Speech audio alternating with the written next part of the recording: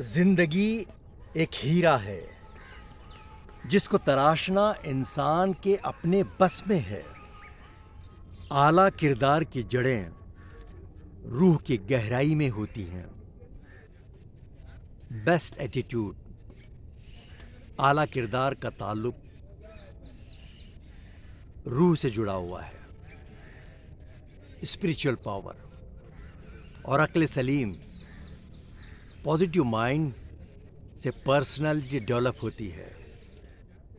अक्ल के पानी से वो परवान चढ़ती हैं, फलती और फूलती हैं। उसकी उम्मीदें कलील, उसके मकासद जलील, उसकी दाद दिल फरेब, उसकी निगाह दिल नवाज।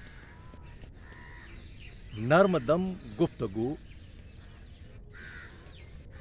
गर्म दम जुस्तजू, रज़्म हो या बज़्म हो, पाक दिल वो पाक बाज।